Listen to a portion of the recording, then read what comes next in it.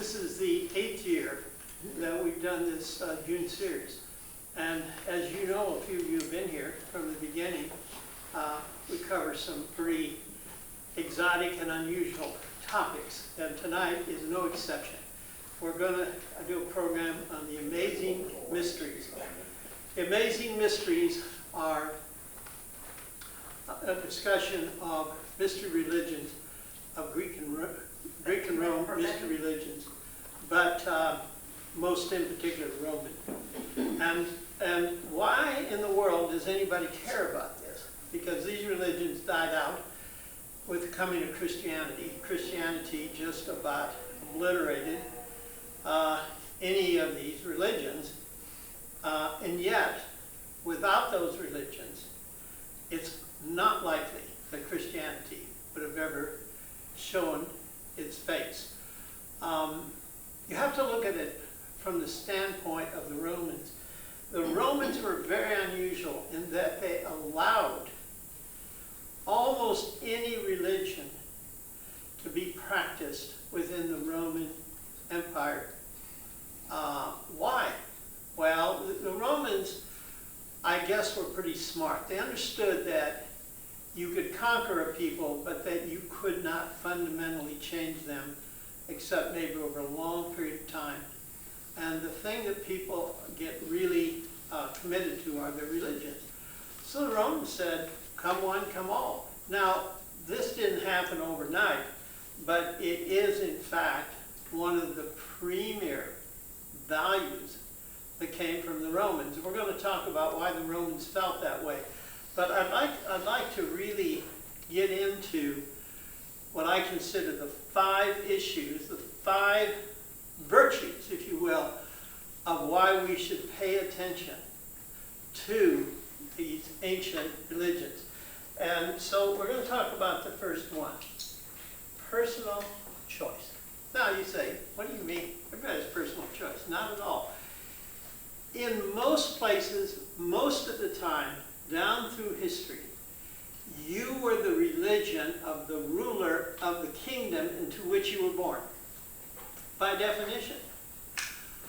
In Christianity, it's called the state religion. And the state religion was so strong that it took the Protestant Reformation to even start to break it up. But even then, most of the Protestant countries continued the idea of state religion. Most of the Protestant countries promoted the whole concept of no choice. You are, come on over, please. I'm sorry. Oh no, wonderful to have you, thank you. Yeah. So here we have a concept that's so amazingly strong that I kind of think a country like Norway, all right? When it became Protestant, it became Lutheran state religion. In other words, the government ran the religion. The government paid the ministers. The government paid for the maintenance of the churches or the building of the churches. You know when that ended? That ended in Norway about 10 years ago. Now, on your income tax, you could put down that you were not a Lutheran, right? You could. And there were always people that did that, but not very many. Up until the state religion was obliterated in Norway. And by the way, it's the same in Sweden, same in Finland, same in Denmark, and so on. Until that happened, 80 to 90% of people would click Lutheran. They never went to church. Have you ever heard of this hatch, match, patch, and dispatch? People would be in church 4 times in a lifetime. Hatch, baptism, match, wedding, patch, go talk to the minister about your marital problems, dispatch, funeral. 4 times you'd make it. You think I'm exaggerating? Take a trip to Norway, right? See how many people are in church on Sunday morning. there'll be a few elderly people like myself who are sort of like the idea of sweet organ music, and there'll be, there'll be a minister paid, and I mean everything is taken care of except that there's no concept historically in these countries of personal choice, right? They did allow people to join other religions, but not until the 19th century. My goodness, the power of the state. Now, what did the mystery religion bring? The mystery religions brought in the concept of personal choice. What does it mean you're in a mystery religion? I mean, you decided. You didn't have to. It's entirely voluntary. You want to belong? Good. You don't? Great. That sounds very modern, very, very liberal, very progressive, right? The mystery religions, by and large, operated that way. So you can go to somewhere like London. They have found all these temples to Mithras, right? Mithras, they were always built underground and made to look like a cave. Because in the cave, Mithras was born. And by the way, take a big fat guess when Mithras was born. December 25th. Oh, how look who's here. Oh my goodness, good to see you. Wonderful. Come on in. So, here's the point. Hi. Go ahead, sit down. The idea that the Romans would allow these religions to come in, and then these religions propagate the idea of personal choice. This is revolutionary. This is one of the greatest gifts of the Romans. And yet, as soon as Constantine comes in, Constantine, who was not even particularly a Christian, but his mother was, Helena. And so she said, "Sonny boy, I want you to support these Christian people." And because he's Constantine, he's the emperor. He is a dictator. He can go to the treasury anytime he wants and take as much as he wants, right? Because he is the government. You didn't go to a committee and say, I want a requisition. Forget that. He had access to the treasury. He has access to the money. He can build a bridge. People come and ask him for something. He might give it, he might not. But the point is, he had absolute power. And so in religion, he had absolute power. So what does he do? He starts supporting Christianity with money. Pays for priests, pays for seminaries, pays for churches, pays for church assemblies. Even pays for the church to come together and hammer out church doctrine. Council of Nicaea. Now, this then is an extremely important feature of these mystery religions. And what you'll find amazing when we get into this is how certain aspects of those religions are still with us today. We call them different things, but that's some of the same practices. Okay, number 2 here. After personal choice is the concept of salvation. Now you say, well, I said salvation.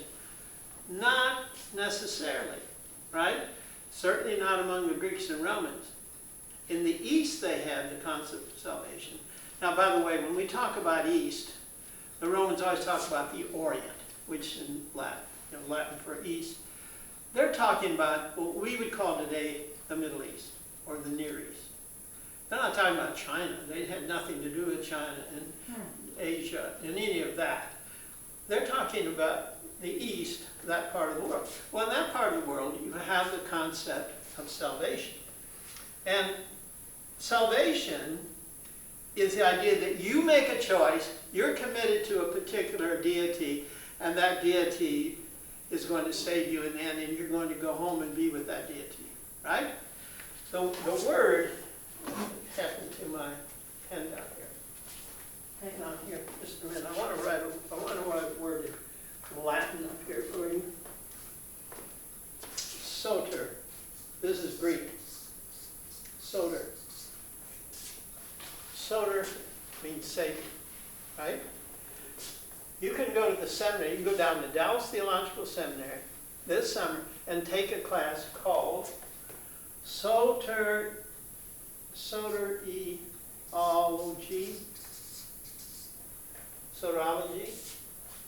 which means the study of salvation. The word logos here comes to mean study of, comes to mean investigation of salvation. So, idea is this, that salvation is available. You say, well, salvation wasn't available to the Greeks and Romans in their religion. No. No. When you died, you went to Hades. What's Hades like?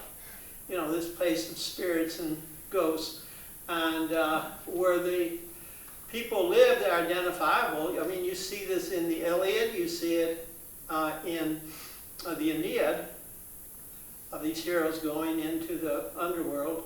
And what is it like? Well, the people they know are there, but they're in spirit form. Not particularly terribly happy, I would say. But the idea of salvation is, oh my goodness, you're going to this blissful place. It's going to be wonderful, because you have a God who cares about you. And so you're devoted to this God. One thing that is so remarkable in the study of modern religion is Japan. In Japan, after World War II, they had the expression rush hour of the gods. Now, they use it's Japanese words, but the Japanese words are literally rush hour. In other words, they took the English word rush hour, like, you know, traffic like you just went through to get here, right? Rush hour of the gods, only in Japanese, bikami. And what that means is this. They had state religion in Japan until what year? After the end of World War II. Constitution forced on them by General MacArthur. He said, you will have freedom of religion. Yes, sir. And so all of a sudden, all these religions pop up. All these really interesting combinations of Shinto and Buddhism and, guess what, Christianity. Amazing. If you want to go with me, I'll take you down to a Soka Gakkai meeting down near Brookhaven College. You go down there and you go in and they're all chanting like good Buddhists. Nam Myoho Renge Kyo, Nam Myoho Renge Kyo. They're in this great sense of harmony and peace. And then, you know, after about 30 minutes, they get real loud and real fast and they stop. And then all of a sudden somebody gets up and let out a cheer. And then they have a group of people come up that look very much like high school cheerleaders, and they go, Soka, Soka, Gakkai, Gakkai. Just like you'd hear at a high school football game, right? And then there's a band playing. It's like the pet band, you know, and everybody's up cheering and hurrahing and all this. I'm going, what? I mean, here's Buddhism, this quiet, meditative religion, and all of a sudden they're doing what they call shakabuku. Shakabuku means you go out in the street and you drag people in and you tell them of the great virtues of this religion. And that whatever they want, they'll receive, right? Now, where do you suppose this idea of shakabuku came from? Do you think that's in Buddhism? Of course not. It's Christianity. Christian missionaries would go out and carry their bags of rice and say, here, if you come with us, you get a bag of rice. Oh, good. You know, they have an expression for rice Christians, right? Meaning that they're good Christians as long as the rice is there. And so the point of that, even today we're seeing this synchronization of religious ideas come together to create new religions, right? And this is exactly what happened in mystery. A lot of the mysteries, a lot of ideas in the mysteries, of course, end up in Christianity. All right, so salvation, eternal life. So eternal life means that there's a reason to believe, and that is that you're going to, something really is going to happen to you if you spend a life in devotion to a particular deity. Now, this one, incubation of Christianity. Now, nobody will tell you this, except I'm going to tell it to you because it always seems to me such an obvious thing, but it's sort of politically incorrect, and that is this. Christianity, in the beginning, was a mystery religion. Think about it. That all the attributes of a mystery religion, and it came into Rome, and the Romans say, oh, another mystery religion. Fine, join the crowd. Build your temples. Come on in. I think we can sneak you back over here. Just come across. That's fine. Just come on. Glad to have you. So the idea is that Christianity comes into an environment where it can survive, right? I mean, what would happen if Christianity had gone into the part of the world where you have a fixed religion, right? Like, let's say they had gone into Persia, right? Which had a state religion called Zoroastrianism. How long do you think they'd last? Not long, because, again, they wouldn't allow it. By the way, Zoroastrianism got kicked out of India when Islam came along. Guess where they moved to? Guess where the headquarters of Zoroastrianism is today? Iran. Incorrect. Well, Iran's the new name for Persia. That is correct. But the answer is India. Why India? For the same reason that Jews went to India, immigrated to India when Alexander the Great came in and tried to Greekify Judaism. And the Romans, of course, did the same thing. And they said, we got to go someplace. There's only one place historically in the whole world that's always had freedom of religion. India. I mean, you can go in, you can go to, say, a souvenir shop in New Delhi today, and you can buy a beautiful painting of Jesus, or right next to Jesus, you'll see a picture of Sai Baba. Sai Baba was the man they considered God. Many of the people of the Babaists. Babaism is one of these many Indian religions. So they believed that Baba was God. And so God would come and travel around India and preach to them. And it's pretty amazing how that can be. I mean, how you can have a living Savior. But they did. And finally, this is really important. Secret societies. One of the reasons we know so little about these mystery religions is because they had to provide something as an incentive for people to join the group. In other words, you can have the secret, you can have salvation, you can have it all, but you can only have it all if you join to be a member, you see.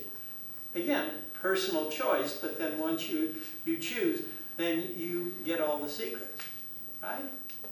Does that sound familiar to anybody? Think about, let's use as my example here, the military lodge, the military Masonic lodge at Valley Forge. All right? Now, hardly anybody talks about this, but the American Revolutionary Army was absolutely bonded at the officer level in the Masonic movement, Freemasons. And of course, the number one Freemason was George Washington. Washington was at Valley Forge, received a Mason from France who had come to help his Masonic brother. See, the one thing about the Masons, they help each other, right? And they help other people. I mean, every time you see on TV the Shriner Hospital, right? They never used to have to do that.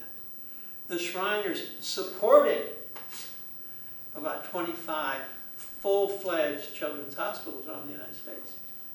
They still have them, it's just they need money, because in the old days, the Masonic order, there were enough men totally committed to it, they kept these hospitals going. Dallas, by the way, is unique. It has a Masonic hospital, but it's not called Shriners, it's called Scottish Rite. The only one. And it's, as you know, it's a huge operation. And do they have a business office? No, because they don't give anybody a bill. It's amazing. My son went down there many years ago, and they did a lot for him. Never a bill. But how do you get in? A Mason has to. That idea. So secret societies. Masons have always been a secret society. Why? Well, it's incentive, right? There's a lot in it. And if you'd come to Dallas, say, let's pick a year, 1880, and you want to be in the business community here, what's your ticket in? You're a Masonic brother. And as a Masonic brother, you get entree. The doors swing open, right? This is a great thing. Dallas was loaded with Masonic lodges. The only one left now is Scottish Rite Temple downtown. If you've never been inside that place, that's an amazing thing to see. Now, there's a very thin line between the mystery religion secret societies and the Masonic secret societies. By thin line, I mean the line between being a religion and being just a fellowship of some kind, right? And this line happened all the time. In Texas, by the way,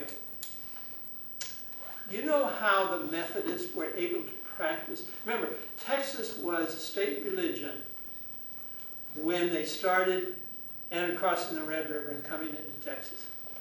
And they were required to have land, to buy land, to join the Catholic Church. Many of the founding fathers of Texas had to become Catholic. I wouldn't say they're very good Catholics, but they were good Texans, right? And so this idea is that you have in a kind of I guess incubator. Texas is you'll see a lot of interesting things happen here, where people come in and they'll adapt to the situation. Well, the Methodists rolled in here, and you know why the Catholics said, sure, Methodists, come on in. Have your meetings. Have your members. Do your thing. Do you know why? Because the Methodists didn't call themselves a church. They called themselves a society. Remember, John Wesley did not set up a church. How quickly people forget that. He set up a society, which was open to all Christians. And so, these good Methodists, like at Cochrane's Chapel, not far from here, White's Chapel, out in South Lake, there's one in Farmers Branch. These are chapels. They're not churches. Well, they are. But see, from the legal point of view, they weren't set up as a church. Therefore, Methodism was practiced in Texas from day one without the Methodists becoming Catholic. So a lot of new people come in who were, let's say, Presbyterian or Church of Christ. They'd say, oh, I think we'll be Methodists for a while here. And then, of course, Texas Revolution, after 1836, they didn't have to do it. All right, now, what I want to do tonight, our time really goes quick. What I want to do tonight is talk to you about how mystery religions developed in certain cultures and in certain places, and really the beginning of it all, in my estimation, is Egypt. And so I want to talk to you about Egypt, and I'm going to show you a slide here, and several slides, if we can get any of this to work. but I want to talk to you about the Holy Family of Egypt. The Holy Family. Have you ever heard of the Holy Family? All right. The Holy Family is Osiris, Isis, and Hathor. Now, by the way, Isis is one of the premier Roman mystery religions. What confuses a lot of people is Isis has had so many names, right? I'll give you an example. In Egypt, they called her Hathor, and they called her Mot. Now, just take a big fat guess where our word matter comes from. Mot, it's Isis. And because she is what we would think of as Mother Earth, right? Which is always feminine. And Hathor, Isis, by the way, in other cultures, they would worship her. For example, up in Babylonia, they called her Ishtar. What time period was this? Well, this would be at least 2000 BC, approximately. Ishtar was worshipped maybe even earlier, but we don't know.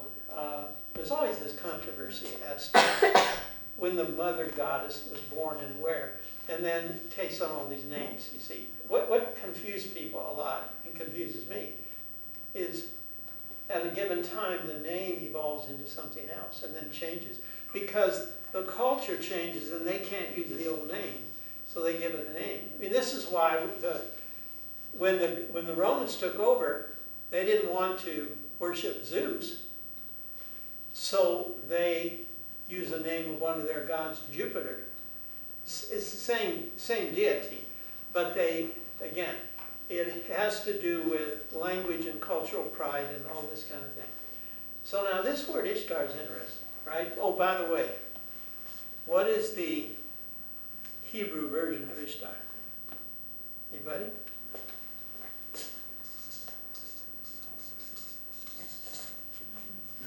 Esther.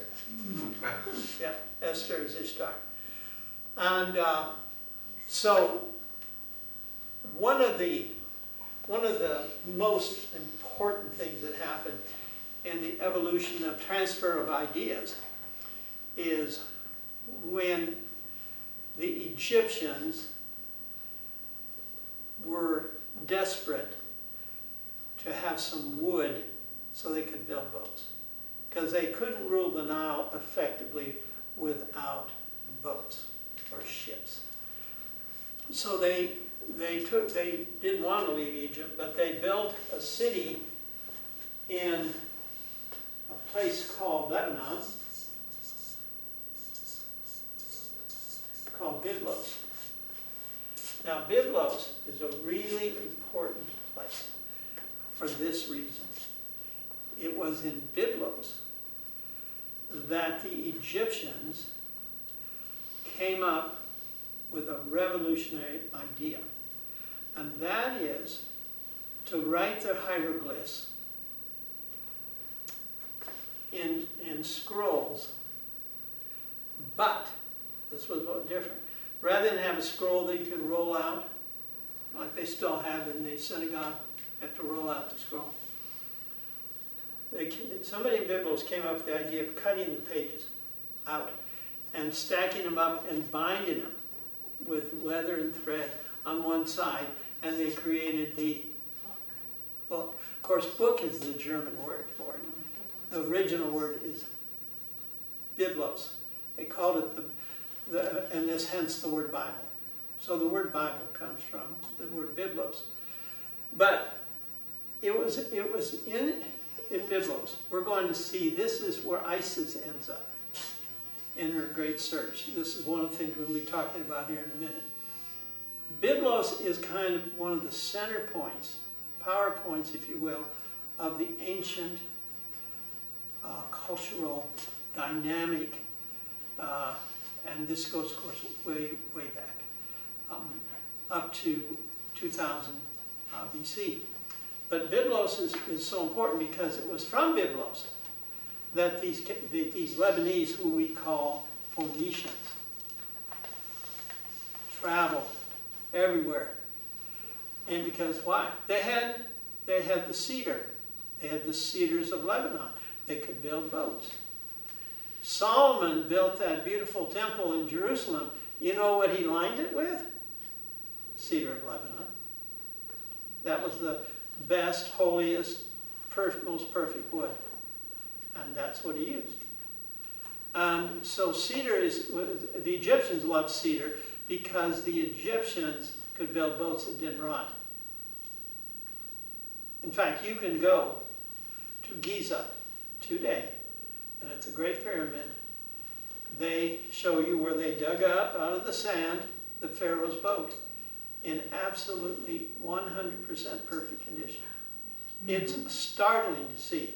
It's longer than this room, and about, maybe 3 stories, all hand done with cedar of Lebanon, probably built in Byblos. Because what the Egyptians had to do, you see, is they had to build an Egyptian city in the middle of another country. And just like Americans go everywhere in the world and build an enclave, did you know this? If you went to Cairo, Egypt today, there's an enclave there called Mahdi. So I spent a summer in Egypt, right? And on a scholarship. So it's the 4th of July, we get invited to Mahdi. And I said, what's Mahdi? So we go out to Mahdi, and you drive in, and you're in America. All of a sudden, you're just driving, you're in America. They have American high schools, they have American football games, they have American high school cheerleaders, they have proms, they have anything that you can think of. And there we were in the middle of Egypt, eating hot dogs and drinking Coca-Cola from America. Well, that doesn't seem like much to us, but if you're in Egypt, try finding a hot dog. Good luck. I got to the point that summer where I lived on something called shawarma, which is, have you ever heard of shawarma? It's this roasted lamb, and then they'll take a big bun kind of thing, and they slice it off, and then I would pile it full of pickles. That was my version of a hamburger, and I loved it, right? I loved all the food in Egypt, by the way. But that, again, if you have to, you can adapt to a different, but we're all culturally biased, right? So I was as happy as anybody else to see Coca-Cola and hot dogs and ice cream cones and all this, all the things that we just think of typically American. And they had fireworks. I mean, I'm going, where am I? Well, you're in an American enclave. So all these businessmen go there, bring their families.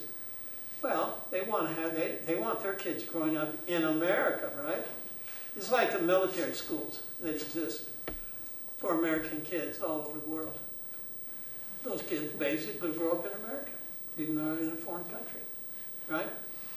Now, how do we get off on this? Oh, Esther, right? So the Phoenicians are traveling. They're going all over the Mediterranean trading. They're going all in the Black Sea. They found a city called Carthage, which becomes Rome's great enemy, the Phoenicians. So these are very industrious people. Anyway, when they're in the Black Sea, the Danube flows into the Black Sea. So they would take their boats and go and trade. Now, wherever they traveled, they take their gods with them. So they would take Ishtar, who they called Astar. This has several variations. By the way, our word star comes from this. Astar, the mother goddess, and they took her. They have a little statue and an icon, and then they would, when they landed somewhere, they'd set up a little altar and they'd worship her. And they always hired local people wherever they went, and sometimes they'd stay and trade a while and get, sell things off the boat, but buy things and all that sort of thing. It was a usual kind of trading process. And so they were going up the Danube. They go far enough where they get into German territory, Germanic tribes. And some of these Germanic tribes, I mean, they already have a mother god, Freya, which got her own day of the week, Freya's Day, or Friday. And so some of the Germans thought, you know, this goddess seems very powerful. So they started worshiping her, and she was added to the pantheon of these various German tribes.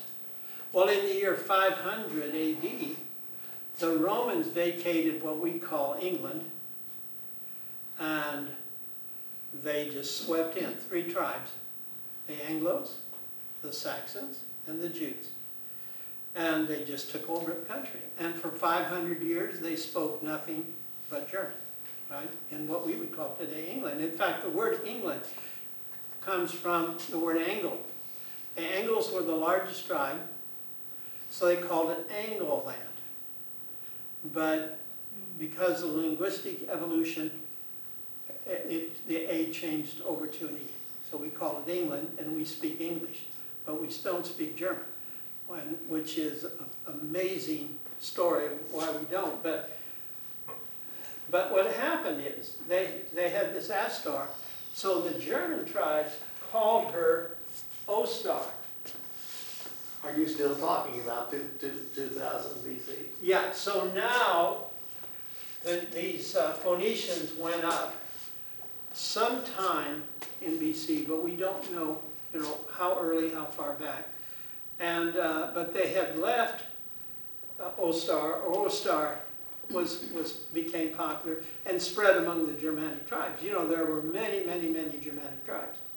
It isn't until the late 1880s that Otto von Bismarck is able to finally bring all those little tribes together into a country that we think of today as German. That was 8. Yeah, in 18 what? 1880. Yeah, approximately. Okay, so anyway, so these German tribes, they call her Ostar.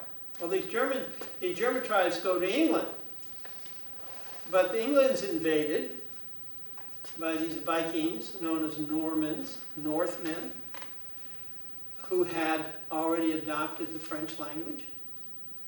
And so they come in and they say, "You're now speaking French." And the Germans say, "No, we're not. We're going to speak German." And the war begins. And the war is still going on today. When you speak in English, you're speaking 2 languages, German and French, who are at war with each other. And there's hundreds of examples of how we'll say what a speaker that would know what's going on would realize how strange it is. Because as I'm speaking to you, I'm German, German, German, French, French, French, French, French, German. See, we just jump back and forth. That's why foreign students go insane trying to understand English. Because you're not learning one language, you're learning 2 languages. It's very, very difficult. But the problem is, you've heard of the expression anglicized? In other words, Angles were German, to make it sound German. So we have all these French expressions that we try to make it sound German. For a few we don't. I mean, we'll say coup d'etat. We'll say coup de grace, right? Many things like this that are expressions that are exactly as they are in French. But mostly we've taken these French words and mangled them into anglicized them. Well, anyway, this is a long-winded to get to the point. So because of the French influence, the name changes one more time and goes from Ostar to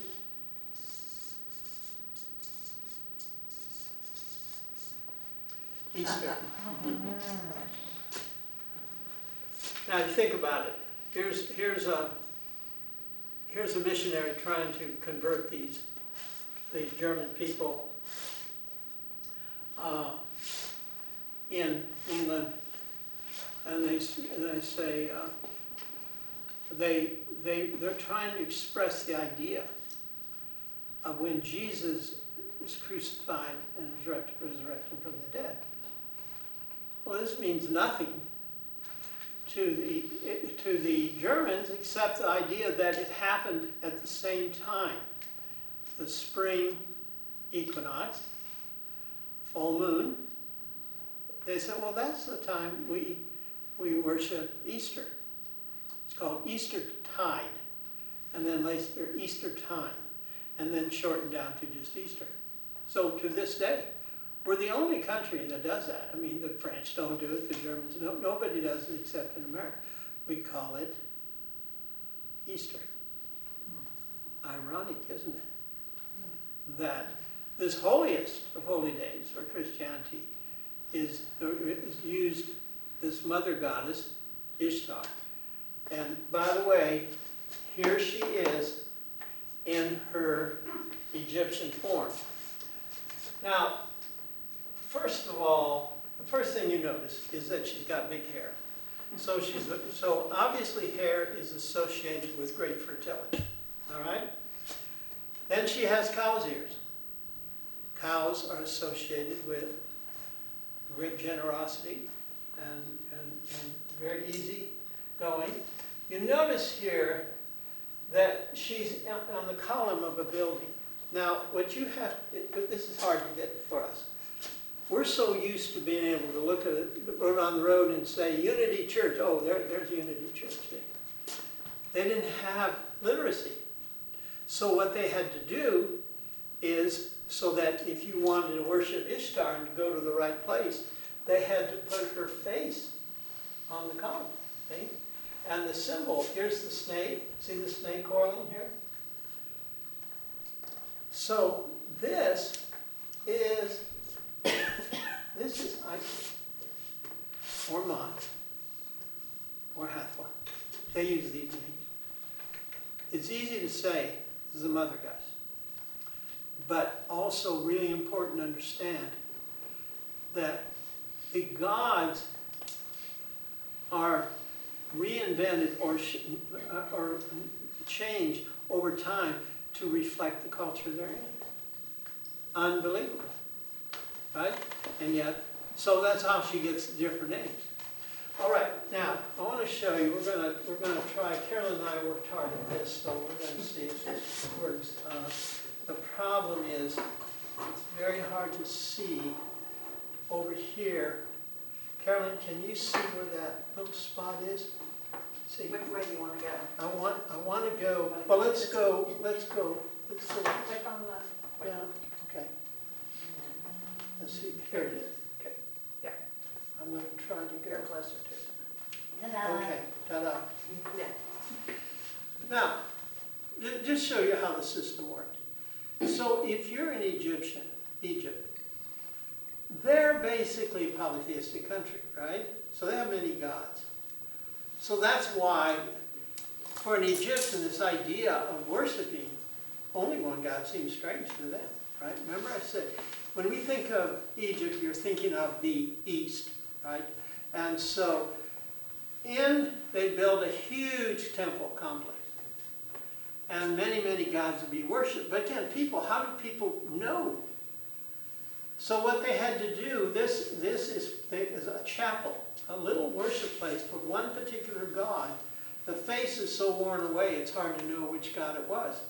But that's, you walk by and you say, oh yeah, there's a place to go. And let me show you here. Oh my, this is so hard to, let's see if that'll work. Very good.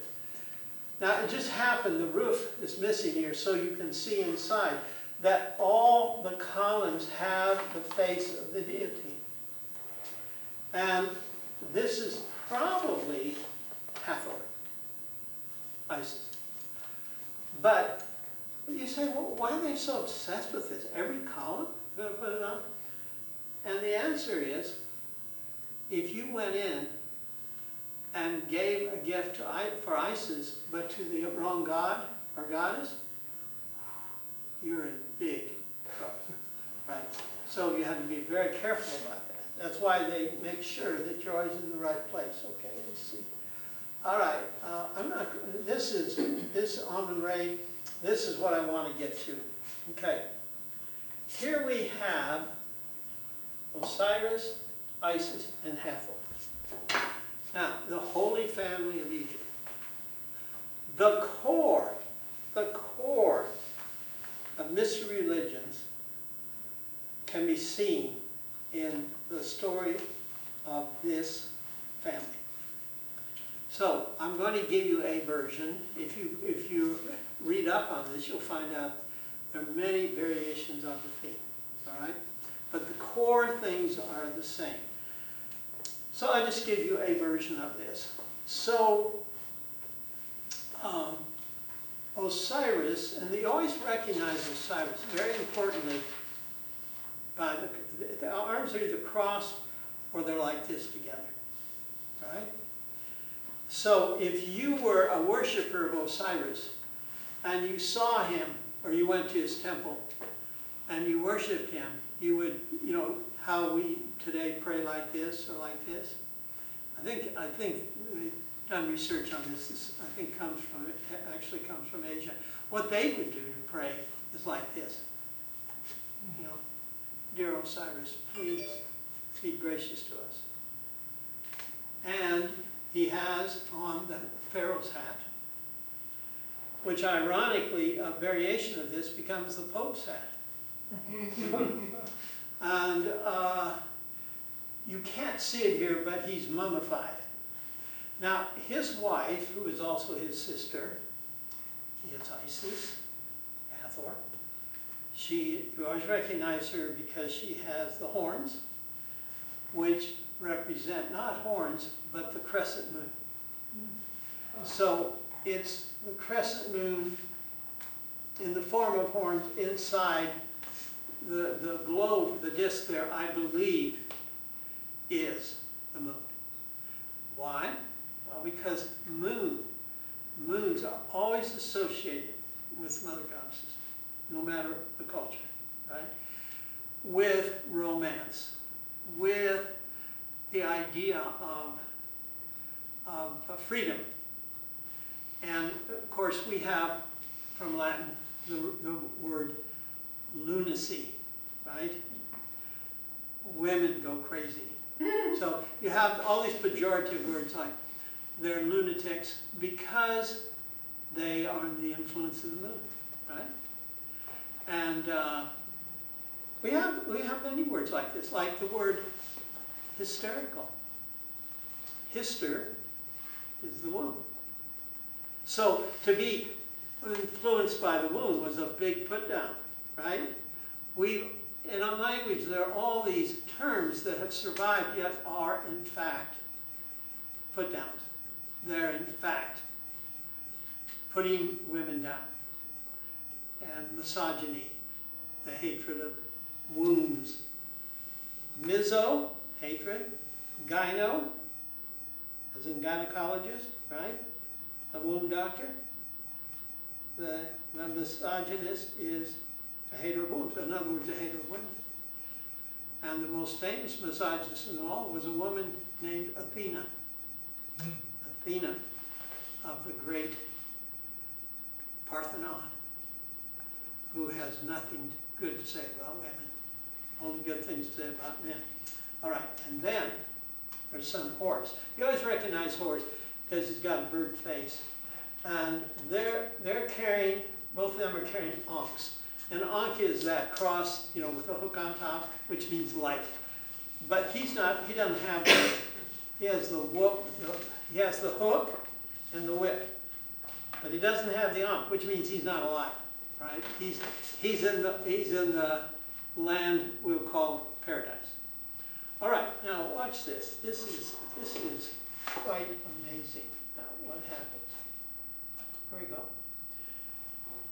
So you see a man here offering Osiris. Now how did you know it was Osiris? Well, he's got the whip and the hook. You see the whip and the hook, or in fact, if you just see the hands together like this, Osiris. And by the way, you see this man has this funny kind of skirt? That's the only place that I know of in Egyptian art where you can see what the pyramids originally looked like. We see them in their ruined form. They had white facing stone, and then they would put a mixture of gold and silver called electrum and make streets down so that it would imitate the sun. Remember, what is a pyramid? It's a symbol, an embodiment of the sun. We'd say it's a sunbeam or a sun ray from the word Ra. The main god of the Egyptians was Ra. And so Osiris, strangely enough, is not Ra, but his son Horus is, as we'll see. Okay, so this man is giving him gifts. Why? Because he's over paradise. You want to get into paradise, you better appease the gods. And back to our original principle. In most religions, the idea of appeasing the god, right? Not worshiping. Nobody went to worship Zeus. You went to propitiate Zeus. You went to appease him. Okay? All right, hang on here. See if I can get this to go. Apparently there's a trick. All right, now, this may be the oldest book in the world. Made of papyrus. The Egyptians invented papyrus, they invented the ink, they invented the hieroglyphs, they invented writing, and their form of writing is the one that survived. When you write English, these notes you're writing, each letters you form it was originally a hieroglyph. Each one. And they have just evolved and evolved and evolved down. But they're still hieroglyphs. So they invented all that. So we owe these Egyptians our literate culture, right? Words. And they would make these books. Originally they're scrolls, but they made them in books. This is papyrus. And then they would write the script, but they'd also, what looks just like a cartoon. So here is Osiris on his throne of judgment. And here is his son, Hathor, extending his hand, speaking to his father, and he's saying something like this. Father, I want to introduce you to a man here named Joe Blow. Joe is wearing white because he is without sin. In fact, over here, Father, you see, we took a feather and weighed his sins against his soul. Now, by the way, this got cut off, but it's just a heart. They thought the soul was in the heart, right? And so, as you can see, it's all balancing here. And here's a god named Anubis. No, that's Anubis. This is another god. And he is writing down the results. Just like he had a little clipboard and a pen, right? He's writing this down. And you have all these other judges that have said okay, but the final okay is here. And here is Horus saying, Father, this guy's been pretty good. I mean, he has really been faithful to you, has really worshipped you. And in fact, when he was buried, when he was put in the ground, he showed the sign. He died with his arms like this. By the way, did you know that until the end of the 19th century, when people were buried, morticians saw them mutilated? The tradition was that strong.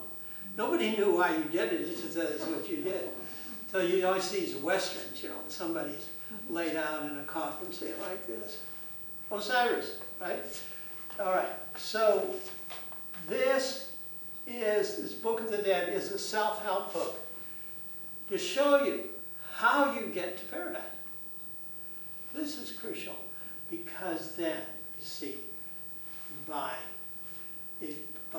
loving your God, and here's the Father, here's the Son. The Father is missing in the world, but the Son is in the world, you see. Now, let's see if we can get this going a little bit here. I want to show you a couple more things, and then I'm going to, this is so hard to move over to this point. Here we go. Now, here's Isis. raising her son, Horace. How do you know it's her? The horns, isn't it? Right? Does it look familiar to anybody? You know, this is Madonna and child, right? So where's the father? I mean, you know, in these Catholic banks, you never see the father.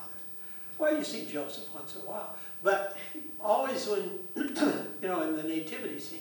But after that, you know, Joseph is out of the picture. It's the single mother raising the child. Very important point, right?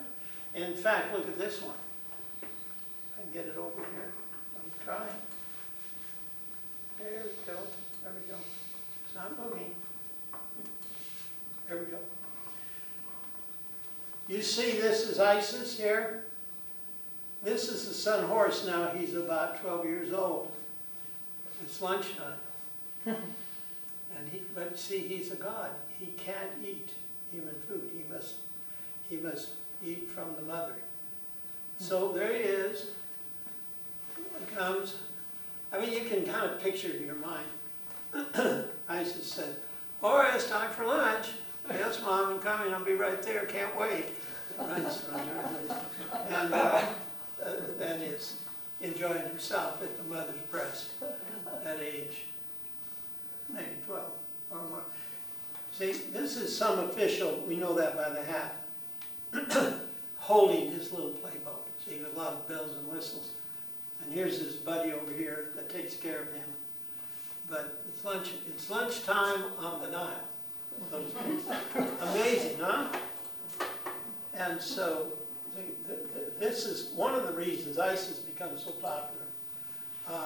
This is the growing, on the left here, this is the growing up Hathor, now in the bird form. And he has his arm around his buddy, the Pharaoh. This is like, we call this today political propaganda. Right? When you have your picture taken with a famous person and then you put it all over the place. All right, this is the famous Eye of Horus. Yeah, some of you have seen this before, but if you haven't, it's amazing. This shows up in American culture 2 places, and it shows up primarily because of the Mason. Okay? The Eye of Horus. Now, what you have to appreciate is this is a little picture, essentially a hieroglyph. Hang on, I'm trying to get this up for you so you can see it. If I make it if I simplify it a little bit, perhaps you can see it. Here's the eye, and then here's the bottom part here. And you did a very good job with this. Let's see where I'm going to do this.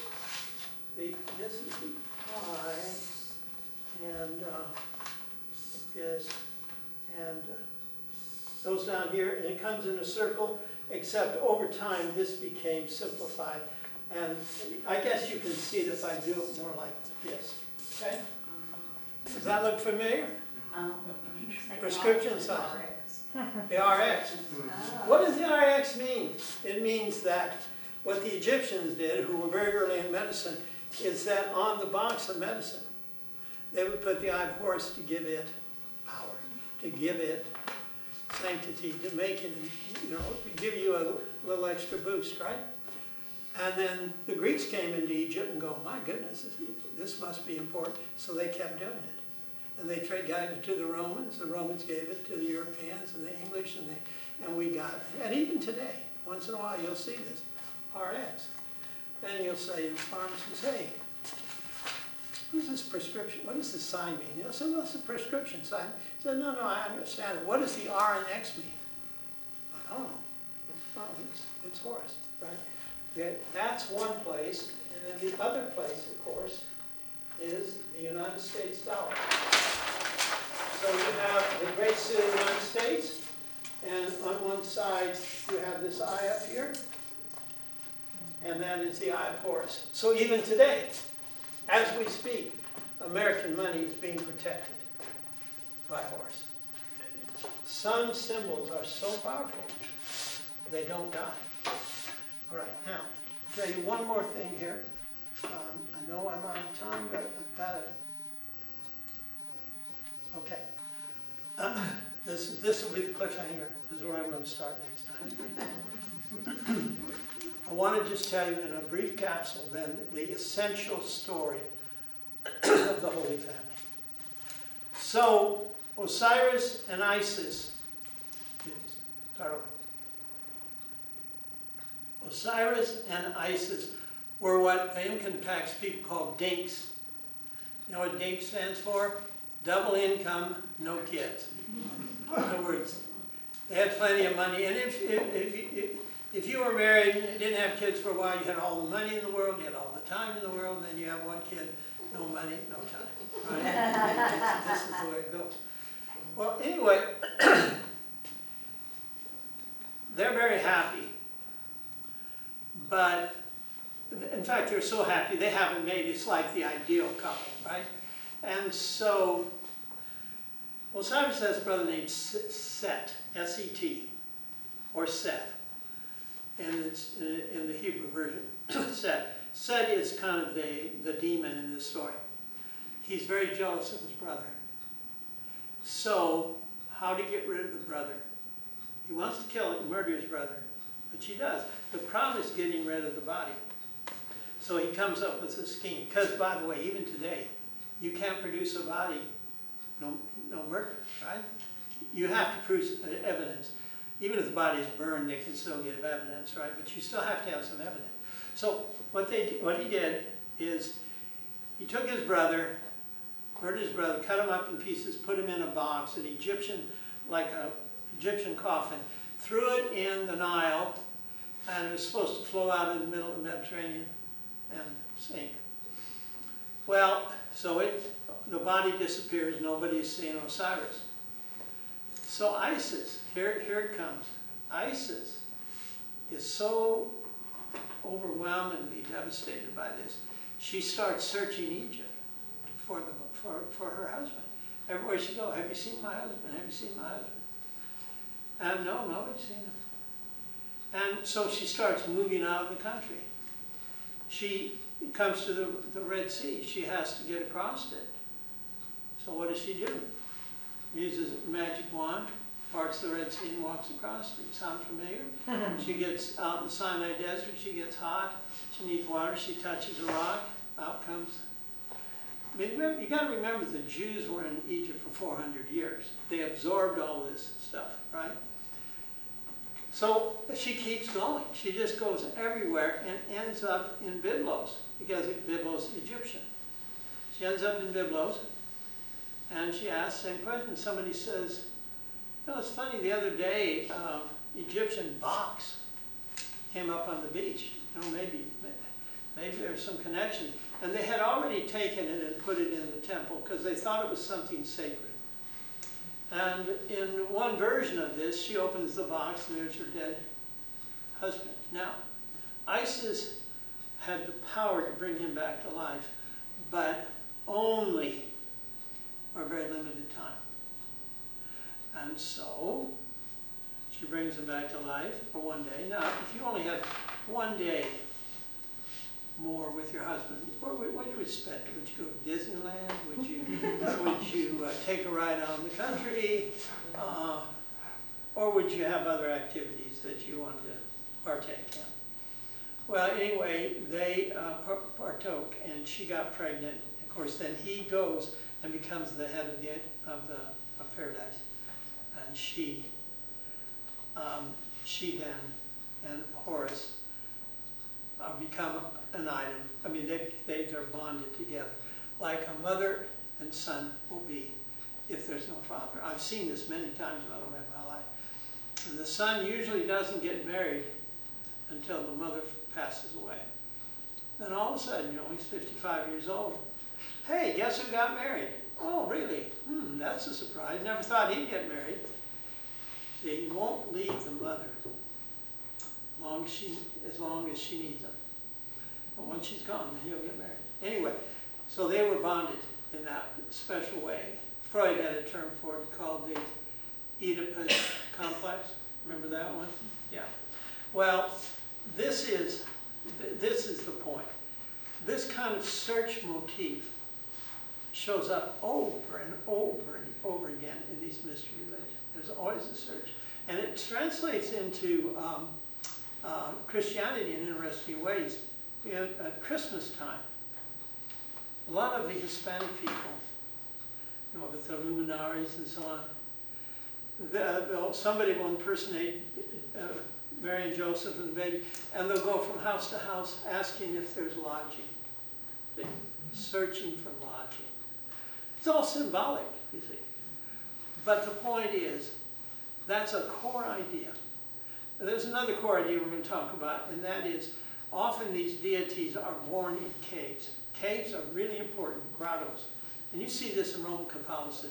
You go to a famous shrine somewhere, go to Fatima, go to Lourdes, go to Medjugorje. What do you see? A grotto, right? A grotto is kind of the opening in a cave type thing. I'm sorry, Carolyn, beat me, because I can't help myself. You've got to remember to bring your hook. You know, the one that you just yeah, pull me off the stage. We'll do that when you get home. Yeah. Oh, okay. I may be sooner rather than later. I wondered if anybody had a question. I go so fast, cover so much.